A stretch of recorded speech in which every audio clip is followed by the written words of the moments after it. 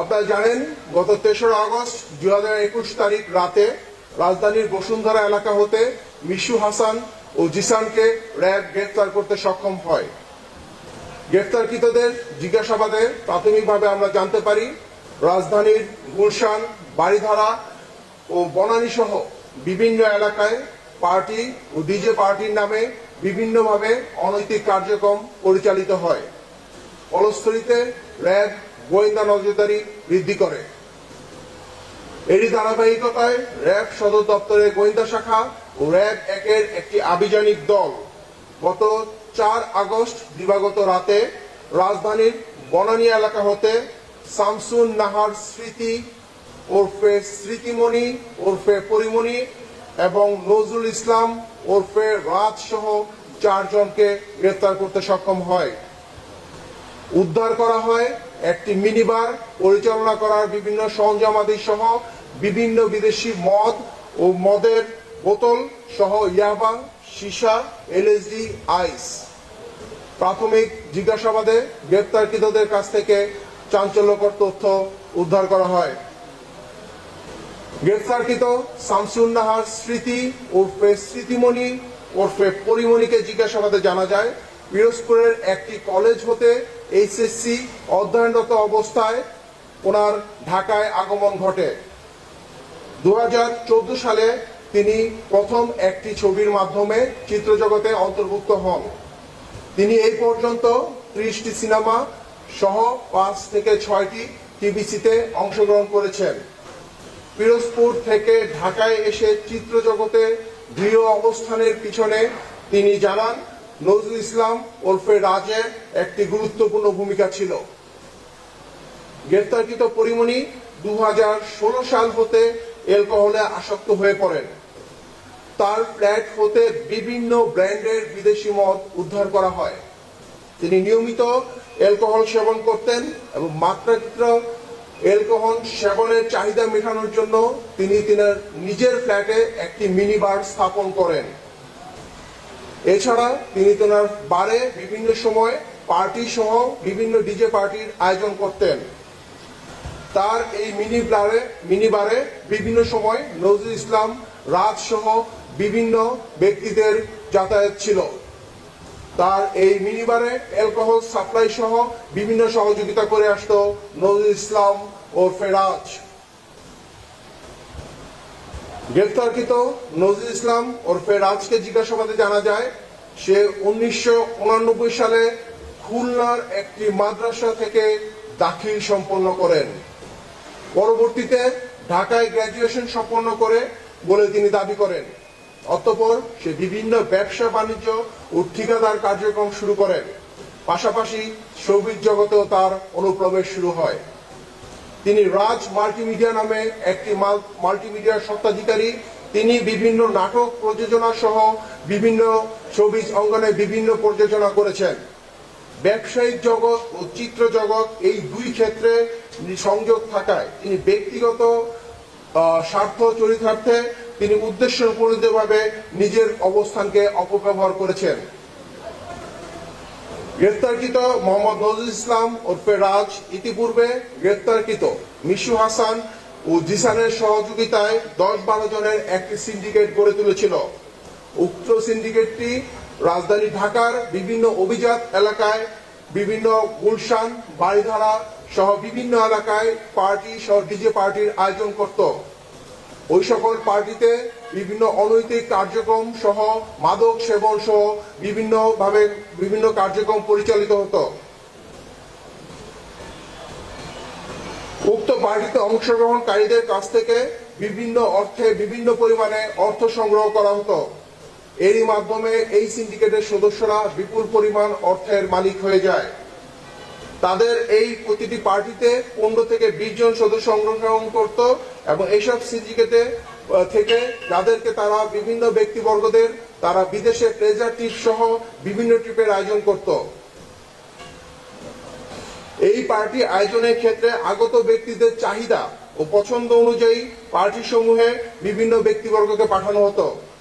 গ্রেপ্তারকৃত মোহাম্মদ নজরুল ইসলাম ওরফে রাজ এর সিন্ডিকেট সামাজিক যোগাযোগ মাধ্যমের অপব্যবহার করেছে। তাদের সুদূর পরিকল্পনায় অগ্রসর হয়ে এবং নিজেদের বিভিন্ন স্বার্থ চরিতার্থে তারা এই ধরনের কাজ করত বলে জানায়। গ্রেপ্তারকৃত রাজ মাল্টিমিডিয়ার কার্যালয়টি অনৈতিক কাজে ব্যবহৃত হতো। গ্রেপ্তারকৃত রাজ জানায় সে এই জাতীয় অবৈধ আয় হতে অর্থের নামে বেনামে বিভিন্ন ব্যবসা আমদানি, ড্রেজার, বালু ভরাট ও ঠিকাদারি ও সঙ্গীত জগতে বিভিন্নভাবে উনি বিনিয়োগ করেছেন। তিনি বর্ণিত ব্যবসায় কয়েকজন অবৈধ অর্থের যোগানদান সম্পর্কে আমাদেরকে তথ্য দিয়েছেন। গ্রেপ্তারকৃতদের ব্যবসায়িক কাঠামোতেও অস্বচ্ছতা রয়েছে। গ্রেপ্তারকৃতদের বিরুদ্ধে আইনানুগ ব্যবস্থা প্রক্রিয়াধীন। ধন্যবাদ।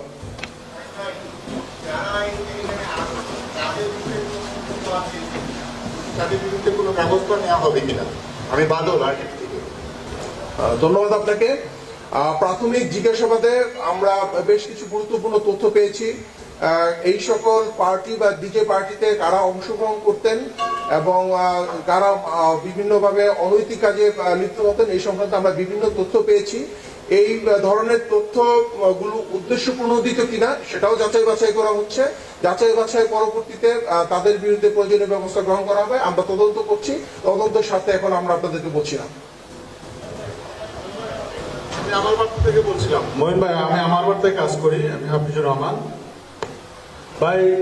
এখানে কোন কোন মডেল এটার সাথে জড়িত আছে? আপনারা কি এখন পর্যন্ত কোনো লিস্ট পেয়েছেন কিনা? আমি একইভাবে বলতে চাই, এই সকল পার্টি বা ডিজে পার্টিতে কারা কারা অংশগ্রহণ করতেন তাদের সম্পর্কে আমরা কিছু তথ্য পেয়েছি। যেহেতু তথ্যগুলো আমাদেরকে আসামি কর্তৃক দেওয়া হয়েছে, সেই সঙ্গে এই সকল তথ্যগুলো উদ্দেশ্য প্রণোদিত কিনা এগুলো যাচাই বাছাই করার প্রয়োজন রয়েছে। এগুলো আমরা যাচাই বাছাই করছি এবং আমরা পরবর্তীতে তদন্ত করে আমরা আপনাদেরকে বিস্তারিত বলতে পারবো। শারমিন প্রিয়া, এটিএম বাংলা থেকে। আচ্ছা, এই মাদকগুলো যারা সরবরাহ করতো, কারা করতো, তাদের বিরুদ্ধে কি ব্যবস্থা নেবেন? আমি আমার বক্তব্যে বলেছি যে এই মাদকগুলো যারা ওনাকে সরবরাহ করতেন এদের মধ্যে নাজমুল ইসলাম রাজও একজন।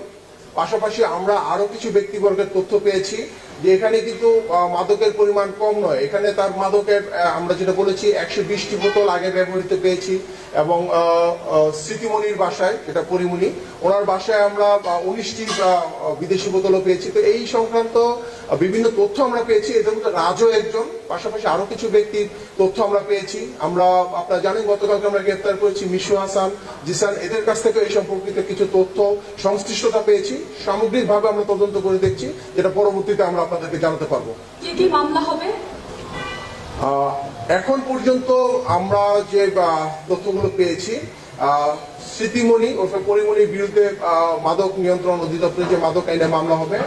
আমরা রাজের বিরুদ্ধে মাদক নিয়ন্ত্রণ আইন, পাশাপাশি আমরা কিছু ডিজিটাল কন্টেন্ট যেটা পর্নোগ্রাফি রিলেটেড পেয়েছি সেই সম্পর্কিত মামলা প্রক্রিয়াধীন। মহিন ভাই, আমি জয়নাল, আমি আনন্দ টিভিতে কাজ করি।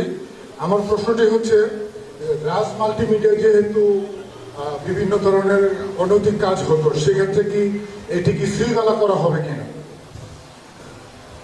প্রাথমিক জিজ্ঞাসাবাদে আমরা জেনেছি নজরুল ইসলাম রাজ তার যে প্রযোজনার যে ক্যারিয়ার এটি শুরু হয় 2014 সালে। তখন তার নিজের নামে কোনো মাল্টিমিডিয়া ছিল না।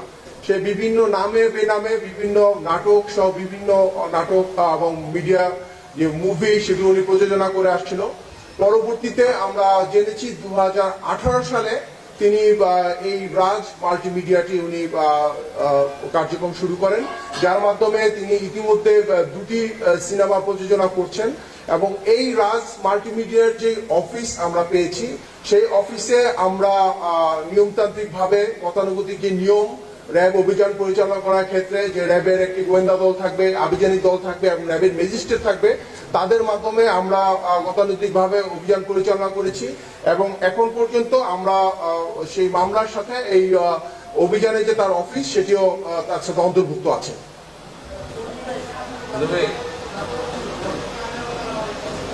শোনা যাচ্ছে না ভাই, সরি, আমরা একটু শুনতে পাই না। মোহন ভাই, আমার একটা প্রশ্ন ছিল। আমি লিজন হায়দার, আমি বিডিডি হয়ে আছি। জি ভাই, সরি, আমি একটু জানতে চাচ্ছিলাম, সেটা হচ্ছে যে আপনি বলেছেন যে পরিমণি উনি 2016 সাল থেকে মাদকাসক্ত, মানে মদের প্রতি তার একটা আসক্তি আছে। আমার প্রশ্নটা ছিল যে পরিমণি এবং রাজের যে মদগুলো উদ্ধার করেছেন, পরিমণির মাদক ব্যবহারের ক্ষেত্রে তার লাইসেন্স ছিল কিনা, মানে বৈধভাবে লাইসেন্স তার করার ক্ষেত্রে তার অনুমতি ছিল কিনা জানেন? আমরা পরিমণির এই অভিযান যে পরিচালনা করেছি, একইভাবে যেটা আমি বলছিলাম, একটি আইন সিদ্ধভাবে গতানুগতিক নিয়ম অনুযায়ী আমরা তার এখানে অভিযান পরিচালনা করেছি। আমাদের এখানে গোয়েন্দা দল ছিল, র্যাবের আভিযানিক দল ছিল এবং ম্যাজিস্ট্রেট ছিল। আমরা তার বাসায় অভিযান পরিচালনাকালীন সময়ে বিপুল পরিমাণ মাদক পেয়েছি, যেটা অ্যাকচুয়ালি একটি লাইসেন্সে কভার করার প্রশ্নই আসে না। পাশাপাশি আমরা তার একটি লাইসেন্সের কপি আমরা পেয়েছি, যেটা আইন সিদ্ধ নয়, যেটা অনেক আগেই সেটা মেয়াদ উত্তীর্ণ ছিল। তো আমরা যে তার লাইসেন্সের যে কপিটি পেয়েছি সেটা মেয়াদ উত্তীর্ণ ছিল এবং সেটা আইন সিদ্ধ ছিল না।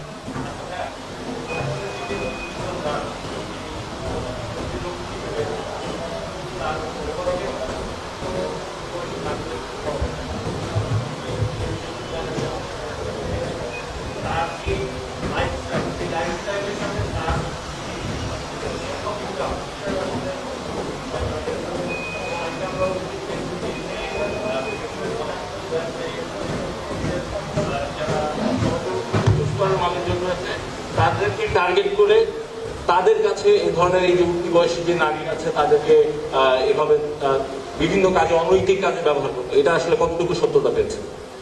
ধন্যবাদ আপনাকে। আপনার মতো আমরাও বিভিন্ন সামাজিক যোগাযোগ মাধ্যমে, বিভিন্ন গণমাধ্যমে শুনেছি যার বিভিন্ন অনৈতিক কার্যকলাপের কথা। পাশাপাশি সে ব্যবসার সাথে তার শ্রমিক অঙ্গনকে সে সম্মিলিতভাবে সে বিভিন্ন অনৈতিক কার্যক্রম পরিচালিত করে আসছিল। সে বিভিন্ন ব্যক্তিবর্গকে, যারা উচ্চাকাঙ্ক্ষী ছিল, যারা উচ্চবিলাসী ছিল, তাদেরকে মিডিয়া জগতে পপুলার করার ক্ষেত্রেও তার অনেক অবদান ছিল। এই কাজটি সে কিছু কিছু ক্ষেত্রে নৈতিকভাবে এবং অনৈতিকভাবে করেছে, এই সম্পর্কিত আমরা তথ্য পেয়েছি। পাশাপাশি তাকে জিজ্ঞাসাবাদেও আপনার যে বক্তব্য সেই অনুযায়ী তাকে জিজ্ঞাসাবাদেও আমরা বিভিন্ন তথ্য পেয়েছি, যে বিভিন্ন উঠতি বয়সী যারা নিজেদেরকে সফল হতে চায় বা উচ্চাকাঙ্ক্ষী যারা মিডিয়া জগতে নিজের অবস্থান তৈরি করতে চায়, তাদেরকে সে তাদের স্বার্থ চরিতার্থে সে সহযোগিতা করেছে, এরকম বিভিন্ন তথ্য আমরা পেয়েছি। পাশাপাশি আমরা তার কাছ থেকে যে ডিজিটাল কন্টেন্ট জব্দ করেছি, সেখানে আমরা যেটা আমরা আপনাকে বলেছি যে তার বিরুদ্ধে আমরা ডিজিটাল পর্নোগ্রাফি অ্যাক্টে তার বিরুদ্ধে মামলা প্রক্রিয়া দিন। বিভিন্ন ধরনের অবৈধ বা অনৈতিক কিছু আমরা ভিডিও বা কিছু কন্টেন্ট পেয়েছি, যেটা আমাদের তদন্তের স্বার্থে এখন আমরা আপনাদেরকে বলছি না, বাট তার এই সকল যে কৃতকর্ম বা অনৈতিক কার্যক্রম, এগুলোর বিরুদ্ধে আমরা আইনানুগ ব্যবস্থা নিচ্ছি এবং এগুলো সবকিছুই আমরা মামলার আওতায় নিয়ে আসছি। মঈন ভাই, আপনি বলেছেন যে জিসান, নজরুল, মিশুর নেতৃত্বে 10 থেকে 12 জন একটি সিন্ডিকেট তৈরি করেছে, যারা হচ্ছে রাজধানীর আবিচুত এলাকায় পার্টি করে, এখানে বিভিন্ন জনকে নিয়ে যাওয়া হয়, এর মাধ্যমে অর্থ উপার্জন হয়। এই পার্টির যেই নারীরা থাকে তাদের মধ্যে পরিমণি, পিয়াসা এবং মোয়াত থাকে কিনা এই সিন্ডিকেটের সেই সব পার্টি? আমরা তাদেরকে যেটা বলতে চেয়েছি সেটা হচ্ছে যে আমরা অনেকের প্রশ্ন থাকতে পারে যে আমরা এখানে কেন অভিযান চালালাম। আমাদের মেইন সূত্রটি ছিল, আমরা গত 3রা আগস্ট যে জিসান এবং মিশু হাসানকে গ্রেফতার করেছি, তাদের কাছ থেকে সুনির্দিষ্ট অভিজাত এলাকার কিছু সুনির্দিষ্ট বারের সন্ধান পেয়েছি, কিছু ফ্ল্যাটের সন্ধান পেয়েছি, যেখানে অবৈধ ভাবে মিনি বারের মাধ্যমে অবৈধ কার্যক্রম পরিচালনা করে আসছিল, মাদক নেওয়া হচ্ছিল এবং বিভিন্নভাবে ডিজে সহ বিভিন্ন পার্টির আয়োজন করা হচ্ছিল।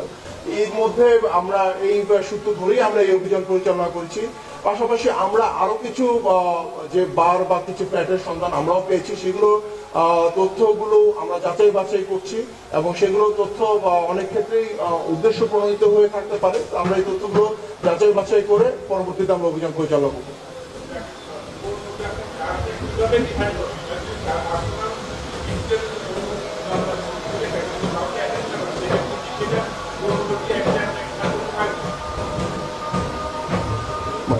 সেটা পারে আমাকে এটাতে কাউকে তো সে ব্ল্যাকমেল করে নাই যে হ্যাঁ এই পণ্যগুলোকে কাউকে দিয়ে সেটা করছে, কিন্তু তার কন্টেন্ট যেটা পাইছে এটা একদম শুধু যদি তার পিসিতে তার মোবাইলে তার ঘরে যে কোনো ছবি থাকে সেটা কিন্তু এই অফেন্সের একটা পড়ে কিনা।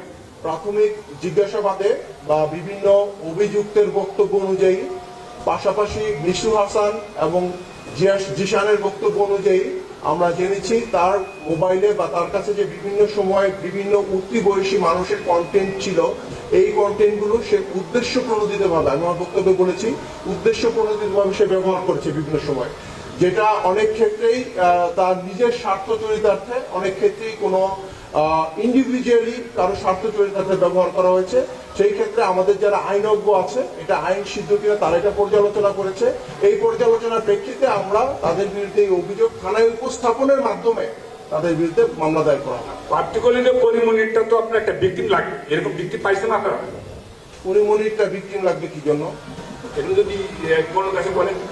আমরা পরিমণির বিরুদ্ধে কোনো পর্নোগ্রাফি অ্যাক্ট বলা হয়নি। পরিমণির বিরুদ্ধে বলা হয়েছে মাদক নিয়ন্ত্রণ অধিদপ্তরের যে আইন, সেটা অনুযায়ী মামলা দায়ের করা হচ্ছে।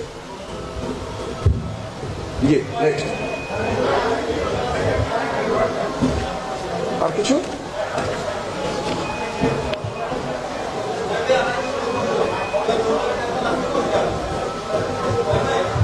মোহন ভাই, এই যে রাজের বিষয়টা একটু ক্লিয়ার হওয়ার জন্য আমার একটা প্রশ্ন। আপনি বলেছেন যে উদ্দেশ্য প্রণোদিতভাবে সে পর্নোগ্রাফি কন্টেন্ট গুলো তৈরি করবে, এটা কি কন্টেন্ট তৈরি করতে কি বলেছি না? আচ্ছা, তার পিসিতে পাওয়া গেছে, এগুলো কি তার বাণিজ্যিক উদ্দেশ্য ছিল না ব্ল্যাকমেইলিং ছিল?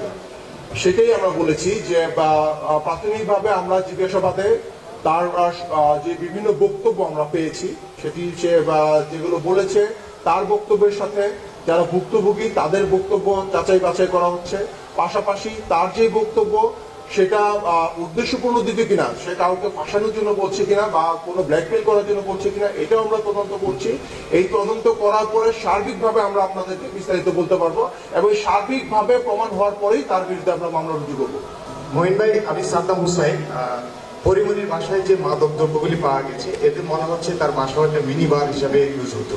এক্ষেত্রে আপনারা গতকাল থেকে এখন পর্যন্ত যে প্রাথমিক জিজ্ঞাসাবাদ করেছে, সেখানে কি পরিমণি আপনাদের কাছে এটা স্বীকার করেছে কিনা যে বিভিন্ন সময় তার বাসায় এই ধরনের মাদকের পার্টি হতো কিনা? আমি আপনাদেরকে বলেছি, আমার বক্তব্যেই বলেছি যে আমরা তার বাসায় যে একটি মিনি বার পেয়েছি, যেটা আইন সিদ্ধ নয়, কারো ব্যক্তিগত বাসায় একটি মিনি বার থাকতে পারে না। তার এই যে তার বাসায় যে মিনি বার থাকাটা, এটা আইন সিদ্ধ নয়।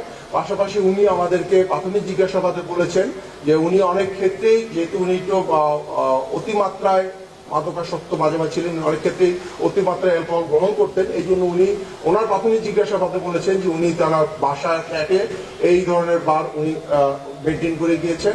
পাশাপাশি আমরা রাজের বক্তব্যে আমরা জেনেছি যে বিভিন্ন সময় এই বারে তারা ডিজে পার্টি সহ বিভিন্ন পার্টির আয়োজন করতো, যেখানে রাত সহ তাদের বিভিন্ন লোকজন এই বারগুলোতে উপস্থিত থাকতেন। মহিন ভাই, আসসালামু আলাইকুম। মহিন ভাই, একটা প্রশ্ন আছে। আমি মাসুদ রাহান পলাশ। গতকালকে যখন দেখলাম যে পরিমণি ফেসবুক লাইভে আসলেন, এসে তিনি জানালেন যে তার বাড়িতে কারা যেন আসছে, তাকে হত্যা করতে আসছে। ঠিক এরকম একটা পরিস্থিতিতে তিনি ফেসবুক লাইভে বললেন যে আইন শৃঙ্খলা বাহিনী যদি এসে থাকে তারা কেন পরিচয় দিচ্ছে না। তারপরে বললো যে সাদা কালো পোশাকে আসছে, সেটাকে মানে তার আসলে ডাকাত শব্দটাও সে উচ্চারণ করছে। তো এরকম একটা সরকারি বাহিনীকে নিয়ে ফেসবুকের মতো একটা জায়গায় অপপ্রচার এবং সরকারি কাজে বাধা দান, এই ব্যাপারে আপনাদের কোনো বক্তব্য বা তার বিরুদ্ধে আসলে কোনো ব্যবস্থা নেওয়ার সুযোগ আছে কিনা? প্রথমত, উনি লাইভে এসে কেন এই ধরনের বক্তব্য প্রদান করলেন, তার আসলেই কোনো উদ্দেশ্য আছে কিনা এবং কেন উনি এই বিভ্রান্তকর তথ্য প্রদান করলেন, এটাও আমরা তদন্ত করে দেখছি। কারণ র্যাব যখন অভিযান পরিচালনা করে, গতানুগতিকভাবে র্যাবের গোয়েন্দা শাখা থাকে, র্যাবের আভিযানিক দল থাকে এবং র্যাবের ম্যাজিস্ট্রেট ছিল, এবং আপনারাও গণমাধ্যমের মাধ্যমে দেখেছেন যে এখানে র্যাবের ইউনিফর্ম পরা লোক ছিলেন, গোয়েন্দা শাখার লোক ছিলেন, সবাই ছিলেন। তো প্রাথমিকভাবে আমরা মনে করি যেহেতু উনি সংক্ষুব্ধ ছিলেন, উনি ভীত সংস্তপ্ত ছিলেন, এই ক্ষেত্রে হয়তো উনি বিভিন্ন কথা বলে থাকতে পারেন, যেটা আমরা যাচাই বাছাই করছি এবং এইটা তদন্ত সাপেক্ষে আমরা প্রয়োজনীয় ব্যবস্থা গ্রহণ করব। ভাই, আমি একটা প্রশ্ন করতে চাচ্ছি। মহিন ভাই, যে পরিমণি নেতৃত্বাধীন এই চক্রের হাতে এখন পর্যন্ত কতগুলো মানুষ ভিকটিম হয়েছেন বা ব্ল্যাকমেইলিং এর শিকার হয়েছে? আমি যেটা আপনাদেরকে বক্তব্য বলেছি যে পরিমণির চক্র বলিনি, আমরা বলেছি নজরুল ইসলাম, রাজ, তারপরে জিসান, মিশু, এই একটি সংঘবদ্ধ চক্র ছিল যারা বিভিন্ন সময় এই ধরনের অপকর্ম করতো, পার্টির নামে বা বিভিন্ন ডিজে পার্টির মাধ্যমে অনৈতিক কার্যকলাপ করতো। এই চক্রে আমি বলেছি যে অলরেডি 10 থেকে 12 জন রয়েছে, যে চক্রকে আমরা বিভিন্নভাবে তাদেরকে গোয়েন্দা জালে আটকে তাদেরকে গ্রেফতারের চেষ্টা করছি।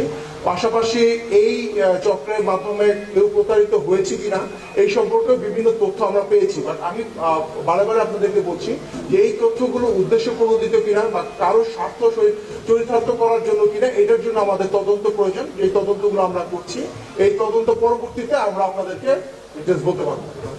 আরেকটা প্রশ্ন আসছে, লাস্ট কোশ্চেন। হ্যাঁ, আরেকটা কোশ্চেন হচ্ছে মঈন ভাই, যে আপনারা যখন পরিমণির বাসা থেকে বিভিন্ন মাদক দ্রব্য উদ্ধার করেছেন, এর মধ্যে আমরা দেখতে পেয়েছি যে অতি সম্প্রতি যে মাদকটি আমাদের দেশে এসেছে এলএসডি এবং আইস, এই ধরনের মাদকও রয়েছে। তো আপনারা তদন্তে কি পেয়েছেন? এই মাদকগুলোতে সে কতদিন ধরে আসক্ত বা কাদের কাছ থেকে সে এগুলো সংগ্রহ করত? ধন্যবাদ। ধন্যবাদ আপনাকে। আমি প্রথমে আমার বক্তব্যে বলেছি যে নায়িকা পরিমণি উনি 2016 সাল থেকে উনি নিয়মিত মাদক সেবন করতেন এবং পরবর্তীতে বিভিন্ন সময়ে উনি বিভিন্ন ধরনের মাদক সেবন করেছে এবং এটাই হচ্ছে বক্তব্য। ওনার বাসায় আমরা যা পেয়েছি এটাই উপস্থাপন করে উনি বলেছেন যে এটা বাসায় ছিল।